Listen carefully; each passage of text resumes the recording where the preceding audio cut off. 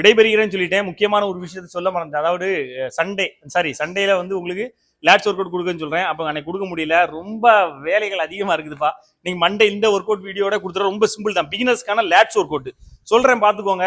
முதல்ல pull-ups push-ups முடிச்சிட்டியா, அதுக்கு போறதான் நீ மிஷினையே தொடணும். புல்அப்ஸ் புஷ்அப்ஸ் உன்னால 10 புல்அப்ஸ் போட முடியுதா, ஓகே. 20 புஷ்அப் போட முடியுதா, ஓகே. அதுக்கு போறதான் நீ மிஷினை தொடணும். இல்லாம நீ எந்த ஒர்க் அவுட் போட்டும் எந்த யூஸ் இல்லை. சரி, நான் அதை முடிச்சிட்டேன் அப்படின்னா அடுத்த லெவல் தான் நம்ம வந்து லேட்ஸ் ஒர்க் அவுட், ஓகேவா. அவங்க என்ன பண்ணலாம், ஃபர்ஸ்ட் லேட்ஸ் ஃப்ரண்ட்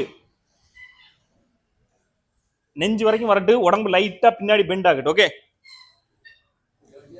அப்பர் செஸ்ட்ல இறங்குங்க, லோயர் செஸ்ட்டுக்கு போகாம அப்பர் செஸ்ட்ல இறங்க, கொஞ்சம் பெண்ட் பண்ணுங்க, ஓகே. டன்னு 3 set.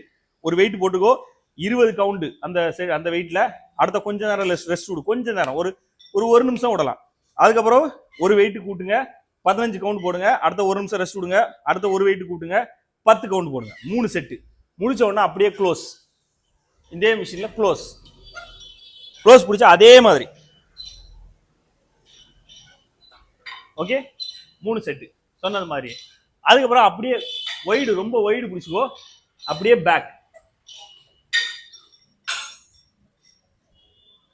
Same count, same weights, okay. இது முடிச்சுட்டு சீட்டட் ரோ